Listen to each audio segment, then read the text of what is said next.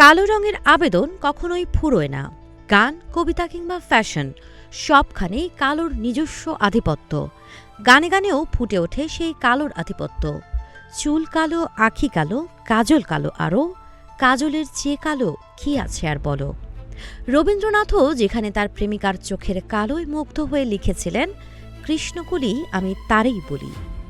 এবার সেই কালো প্রেমীদের জন্য দারুণ সুখবর এনেছেন যুক্তরাষ্ট্রের বিজ্ঞানীরা। পাপুয়া নিউগিনি ও অস্ট্রেলিয়ার উত্তরাঞ্চলের স্বর্গীয় পাখি হিসেবে পরিচিত ম্যাগনিফিসেন্ট রাইফেল বার্ডের পালক থেকে অনুপ্রাণিত হয়ে তারা তৈরি করেছেন পৃথিবীর সবচেয়ে গাঢ়, সবচেয়ে কুচকুচে কালো রঙের কাপড়। সিএনএনের প্রতিবেদনে জানানো হয়, এই গবেষণাটি সম্প্রতি প্রকাশিত হয়েছে আন্তর্জাতিক জার্নাল নেচার কমিউনিকেশনসে।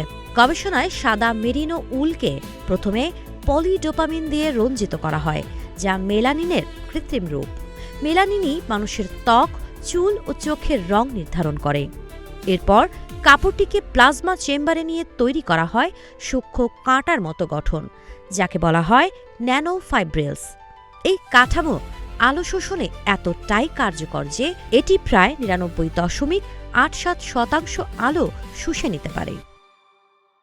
গবেষকদের ভাষ্য অনুযায়ী ম্যাগনিফিসেন্ট রাইফেল বার্ডের পালকও তার গভীর কালো রং পায় মেলানিন সমৃদ্ধ সূক্ষ্ম ফিলামেন্টের কারণে, যা আলো প্রতিফলিত না করে শোষণ করে নেয়। একই বৈশিষ্ট্য কিছু মাছ ও প্রজাপতির মধ্যেও দেখা যায়। কর্নেল ইউনিভার্সিটির সহকারী অধ্যাপক ও গবেষণার জ্যেষ্ঠ লেখক লারিসা শেফার্ড বলেন, এই কাপড় দেখে অনেকেরই মনে হয়েছে যেন চোখের সামনে একটি কৃষ্ণ গহ্বর। গবেষকরা এরই মধ্যে এই কাপড় দিয়ে একটি প্রোটোটাইপ পোশাক তৈরি করেছেন এবং উপাদানটির জন্য অস্থায়ী পেটেন্টও দাখিল করেছেন।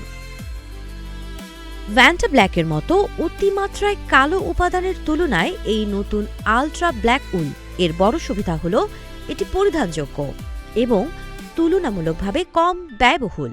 গবেষকদের মতে ভবিষ্যতে এটি হাই এন্ড ফ্যাশনের পাশাপাশি তাপ নিয়ন্ত্রণে সক্ষম বিশেষ পোশাক তৈরিতেও ব্যবহৃত হতে পারে। সাবা খান, নাগরিক প্রতিদিন।